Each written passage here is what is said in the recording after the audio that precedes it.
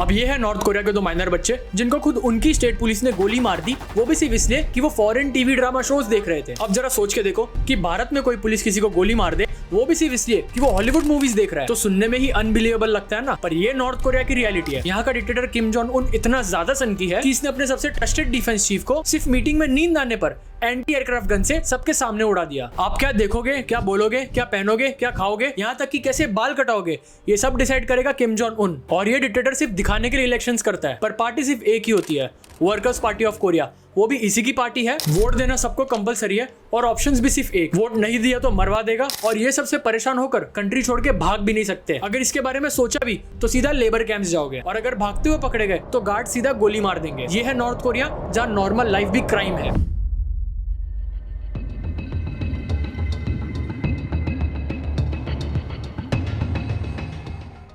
North Korea में foreign movies, shows और के ड्रामा देखना सिर्फ इलीगली नहीं, जानलेवा क्राइम है। अब आप सोच रहे हो कि ऐसे टीवी शोज अगर देख भी लिए तो भी क्या ही परेशानी हो जाएगी, पर असलियत यह है कि नॉर्थ कोरिया में बचपन से लोगों को यही सिखाया जाता है कि किम जोंग उन और उसकी फैमिली ही उनके भगवान है और बाहर की दुनिया भूखी और बर्बाद है। लेकिन जैसे अगर वही लोग बाहर के मूवीज या शोज देख लेंगे तो उन्हें बाहर की फ्रीडम, चॉइसेस और क्वालिटी ऑफ लाइफ के बारे में पता चल जाएगा कि बाहर के लोग कितनी अच्छी लाइफ जीते कंपेयर टू नॉर्थ कोरिया के सिटीजन। और वही रियलाइजेशन किम जोंग उन की पावर के लिए सबसे बड़ा खतरा है। एक बार एक आदमी चाइना से यूएसबी में पॉपुलर शोज जैसे स्क्विड गेम और बाहर की कुछ वेस्टर्न मूवीज नॉर्थ कोरिया में छुपा के लेके आया था और उन्हें मार्केट में ब्लैक में बेचने लगा। अब किसी तरह ये बात स्टेट अथॉरिटीज को पता चल गई तो उसे वहीं ढूंढ के पब्लिक के सामने उसे गोली मार दी। और जो लोगों ने ये शोज खरीद के देखे थे उन्हें सीधा लेबर कैंप्स भेज दिया ताकि मैसेज क्लियर रहे, अगर रूल तोड़ा तो बचोगे नहीं।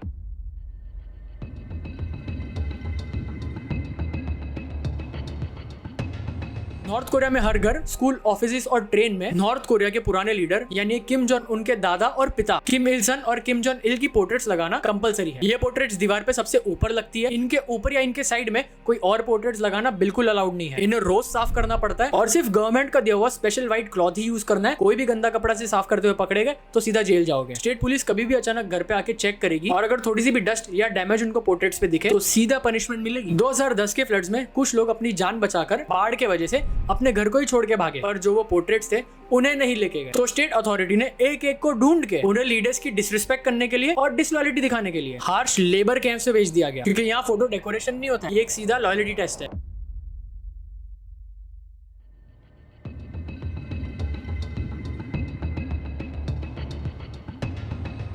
नॉर्थ कोरिया में अगर एक आदमी ने गवर्नमेंट के खिलाफ अगर कुछ भी किया तो सजा सिर्फ उसे नहीं मिलती, उसके पेरेंट्स, उसके बच्चे और हो सकता है उसकी पूरी फैमिली को सजा मिलेगी। इसे ही बोलते हैं द 3 जनरेशन पनिशमेंट। मतलब एक गलती और परिवार की 3 जनरेशन की पूरी लाइफ बर्बाद। अगर एक रियल लाइफ एग्जांपल से आपको समझाऊं तो शिंग डोंग यूक एक ऐसा इंसान है जो नॉर्थ कोरिया के प्रिजन लेबर कैंप से पैदा हुआ है। उसने कोई भी क्राइम नहीं किया था, उसके माँ बाप को गवर्नमेंट ने डिसलॉयल माना और 3 जनरेशन रूल के अंदर पूरी फैमिली को कैंप में भेज दिया। शिन ने बचपन से ही सिर्फ भूख, हार्ड लेबर और पनिशमेंट देखी है। उसे पता ही नहीं था कि प्रिजन के बाहर भी कोई एक नॉर्मल दुनिया होती है। बाद में वो किसी तरह कैंप से भागने में सक्सेसफुल रहा और फिर अल्टीमेटली नॉर्थ कोरिया से भागने में सक्सेसफुल रहा और अब वो दुनिया को बताता है नॉर्थ कोरिया के प्रिजन कैंप्स के बारे में। और उसने अभी बुक भी लिखी है कैंप 14 करके।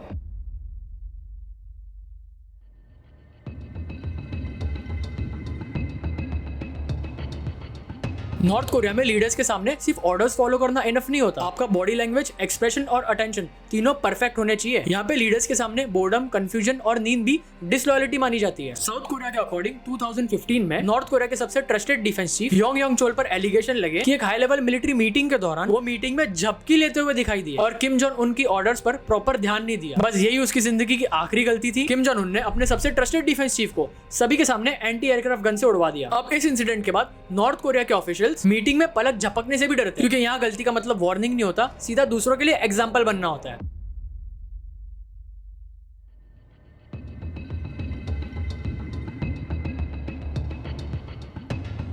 नॉर्थ कोरिया में हेयर स्टाइल भी एक चॉइस नहीं है, सिर्फ सरकार के अप्रूव्ड हेयर कट्स ही अलाउड है। मेल्स के लिए इन हेयर कट्स में से सिलेक्ट करना है और फीमेल्स के लिए कुछ ये ऑप्शंस है। अगर इससे अलग हेयर स्टाइल रखा तो वो इलीगल है। इसके लिए स्ट्रिक्ट पनिशमेंट्स मिल सकती है और पब्लिक के सामने ह्यूमिलिएट कर दिए जाओगे। डिक्टेटर ने हेयर कट्स और लोगों के कपड़े चेक करने के लिए एक अलग से फैशन पुलिस बना के रखी है, जिनका काम यही है कि ऐसे लोगों को पकड़ो जिनके हेयर कट्स ठीक नहीं है या कपड़े बराबर नहीं है और उन्हें पकड़ के सीधा पनिशमेंट्स दो।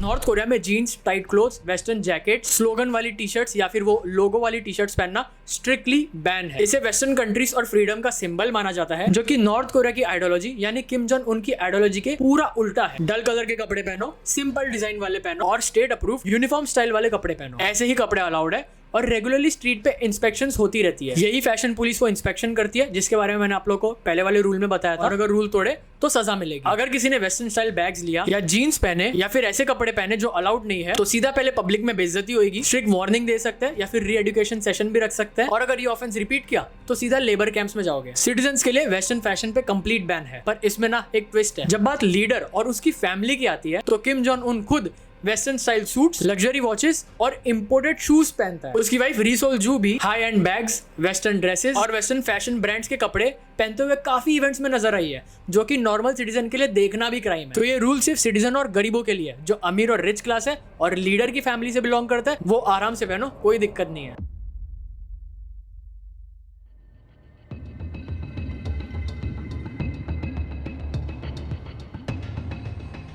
रियल इंटरनेट सिर्फ टॉप ऑफिशियल्स, इंटेलिजेंस एजेंट्स और लीडर के लोग ही यूज कर सकते हैं। आम लोग तो इंटरनेट के बारे में भूल ही जाओ। सिटीजंस को रियल इंटरनेट का एक्सेस बिल्कुल जीरो है। जो मिलता है वही इंटरनेट का फेक वर्जन इंट्रानेट है, जिसको ये लोग फैमयांग भी बोलते हैं। इसमें सिर्फ वही चीजें होती है जो गवर्नमेंट दिखाना चाहती है। लीडर की स्पीचेस, प्रोपेगेंडा न्यूज और लीडर की झूठी तारीफ पूरा दिन सुनते रहो, और यही बताता है कि बाहर की दुनिया कितनी भूखी और बर्बाद है। एक इंटरेस्टिंग इंसिडेंट आपको बताता हूँ। कुछ रिपोर्ट्स के अकॉर्डिंग जब नॉर्थ कोरिया के सोल्जर्स रशिया में डिप्लॉय हुए थे, तो वो रशिया में पहली बार लिमिटलेस इंटरनेट देख के पागल ही हो गए। अपना काम वाम सब भूल के उल्टी सीधी पिक्चर यानी अडल्ट कंटेंट टाइप देखने लग गए थे और उसके एडिक्ट हो गए थे, और इतना ज्यादा कंज्यूम कर रहे थे कि उनका फोकस, डिसिप्लिन और बिहेवियर ही पूरा चेंज होने लगा। फिर बाद में रशिया ने उनपे कुछ रिस्ट्रिक्शंस डाले और उनके इंटरनेट को भी लिमिट कर दिया। तो आप सोच सकते हो कि नॉर्थ कोरिया में उनके सोल्जर्स पे कितने ज्यादा रिस्ट्रिक्शंस है कि रशिया में आके अगर थोड़ा सा पर्सनल फ्रीडम मिल जाए तो पागल से ही हो जाते हैं। और यही न्यूज ना भारत में भी कवर हुई थी।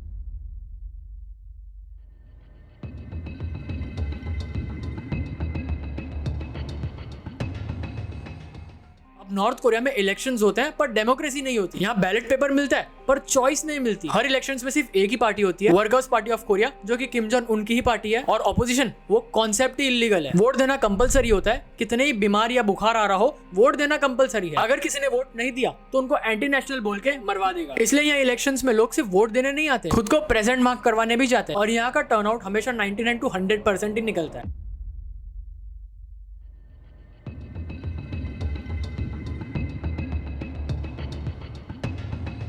रेडियोस और टीवी फैक्ट्री से ही लॉक्ड आते हैं। टीवी में सिर्फ 5 ही चैनल्स आते हैं जिन पे वही फेक प्रोपेगेंडा दिखाया जाता है और डिक्टेटर के बारे में अच्छाइयां दिखाई जाती है। सिर्फ स्टेट अप्रूव ड्रामा देखो, किम जोंग उनकी अच्छाइयां सुनो और पूरा दिन बाहर की दुनिया कितनी बेकार है सिर्फ वही देखते रहो। और रेडियो पे भी सिर्फ 3 या 4 स्टेशन ही आते हैं जिन पे वही किम जोंग उनकी ही तारीफ चलती रहती है। किसी ने अगर यूएसबी में बाहर के फॉरेन टीवी शोज रखे हैं और अगर उन्हें देखते हुए पकड़ा गया तो लेबर कैंप्स में जाना पक्का। और यहाँ पे नेबर जो होता है ना, यानी कि पड़ोसी, वही एक दूसरे की शिकायत करते रहते हैं। मतलब यहाँ पे जो नेबर्स होते हैं ना, वो इन्फॉर्मेंट्स होते हैं। कोई अगर फॉरेन शो देख रहा है तो नेबर जाके स्टेट अथॉरिटी को कंप्लेन कराएगा, उसके बारे में उसको थोड़ा सा इनाम मिल जाएगा, यानी वही थोड़ा सा राशन मिल जाएगा और शायद उसका लॉयल लिस्ट में भी नाम आ जाए। और जो छुप के फॉरेन टीवी शोज देख रहा था उसको तो कड़ी से कड़ी सजा मिलेगी।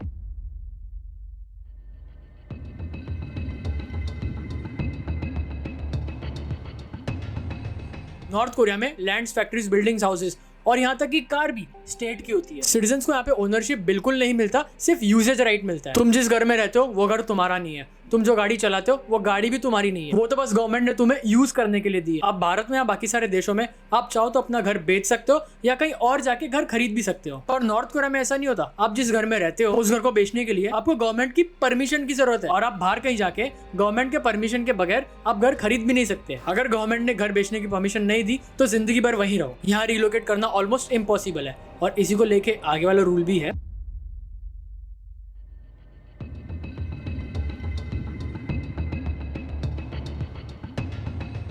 भारत में अगर आपको दिल्ली से मुंबई जाना हो या फिर एक स्टेट से दूसरे स्टेट जाना हो तो आप फ्रीली जा सकते हो, आपको गवर्नमेंट की कोई भी परमिशन लेने की जरूरत नहीं है। पर नॉर्थ कोरिया में ऐसा नहीं होता।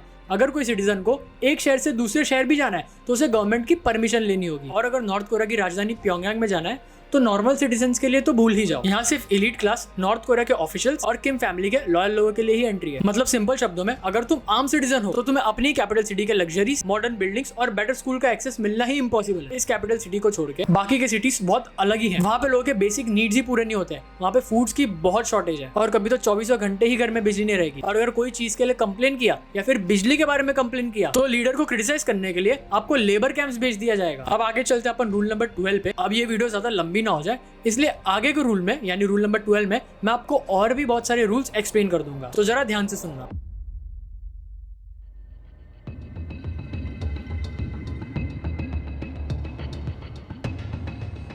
अब किम जोंग उन के सामने सभी हेल्पलेस है और जब नॉर्थ कोरिया के पुराने लीडर्स की डेथ एनिवर्सरी डेट नजदीक आती है तो उन दिनों लोगों को रोना कंपलसरी है। पब्लिक में सैड टाइप एनवायरनमेंट हो जाता है। लाउड म्यूजिक, पार्टी, सेलिब्रेशन कुछ दिनों तक बिल्कुल बंद। लार्ज गैदरिंग्स बिल्कुल बैन है। टीवी और रेडियो पे सिर्फ मेमोरियल प्रोग्राम्स आते हैं। नॉर्मल या हैप्पी दिखना भी बहुत बड़ा रिस्क है। एंटी नेशनल या डिसलॉयल बोल के सीधा लेबर कैंप से भेज दिए जाओगे। और अगर कोई ज्यादा जोर से नहीं रोया तो नॉर्थ कोरिया में सेल्फ क्रिटिसिज्म सेशंस भी होते हैं। यहाँ पे कुछ लोग एक साथ बैठकर अपनी अपनी गलतियां एक्सेप्ट करते हैं। फॉर एग्जाम्पल, कोई बोलेगा कि मैंने आज लीडर की तारीफ ज्यादा नहीं करी, या फिर लीडर की डेथ एनिवर्सरी डेट पे मैं ज्यादा सैड नहीं हुआ, और ये सुन के बाकी के मेंबर्स उसको शेम करेंगे। नॉर्थ कोरिया में इस हद तक की पागलपंती है। बच्चे जो स्कूल जाते हैं वो अपने स्कूल के बेंचेस और फर्नीचर्स के लिए भी पे करते हैं। स्कूल की फीस भी भरनी है, बुक्स के लिए भी पे करना है और फर्नीचर्स के लिए भी पे करना है। और वही बच्चे जब बड़े हो जाते हैं तो कंपलसरी बॉयज को 18 इयर्स में और गर्ल्स को 17 इयर्स में मिलिट्री सर्विस ज्वाइन करना कंपलसरी है। और सर्विस ड्यूरेशन मेल्स के लिए 10 साल है और फीमेल्स के लिए 5 या 7 साल है। इसलिए यहाँ पे ऑलमोस्ट सभी लोग सोल्जर्स हैं। पर इसका मतलब ये नहीं कि आप रूल्स को तोड़ सकते हो, आप पे और भी ज्यादा कड़ी नजर रखी जाएगी। नॉर्थ कोरिया में रिलीजन भी बैन है। आप कोई भी रिलीजन प्रैक्टिस नहीं कर सकते। वहाँ पे सिर्फ दिखाने के लिए चर्चेस है, पर अगर उसे यूज किया या फिर कोई भी रिलीजियस बुक्स आपके साथ में रखी तो वो सीधा इलीगल है, लेबर कैंप्स जाओगे। नॉर्थ कोरिया की आइडियोलॉजी ये है कि उनके लीडर ही उनके भगवान है। और आप सोच रहे होगे कि ये सब फालतू रूल्स फॉलो करने से अच्छा है कंट्री छोड़ के ही भाग जाओ, तो वो भी नहीं कर सकते क्योंकि नॉर्थ कोरिया में कंट्री छोड़ के जाना बैन है। कोई भी गवर्नमेंट के परमिशन के बिना कंट्री छोड़ के नहीं जा सकता। सिर्फ टॉप ऑफिशियल्स ही कुछ काम के लिए जा सकते हैं, वो भी सिर्फ थोड़े ही दिन के लिए। नॉर्मल सिटीजन के लिए कंट्री से बाहर जाना तो दूर, उसके बारे में सोचना ही सबसे बड़ा क्राइम है। और अगर किसी तरह हिम्मत जुटाकर बॉर्डर क्रॉस करते हुए गार्ड्स ने देख लिया तो सीधा गोली मार देंगे। अब ये नॉर्थ कोरिया जो है ना, ये सिर्फ एक कंट्री नहीं है, ये ओपन एयर प्रिजन है। इस सिस्टम में लोग सिटीजन नहीं रह जाते, सिर्फ पपेट्स बन जाते हैं जिन्हें बोलना, चलना और जीना भी ऊपर से कंट्रोल किया जाता है, और सिर्फ तब तक जब तक उनका लीडर चाहता है। और मुझे नीचे कमेंट्स में बताओ कि आपको कौन सा रूल सबसे ज्यादा डिस्टर्बिंग लगा। Thank you so much for watching.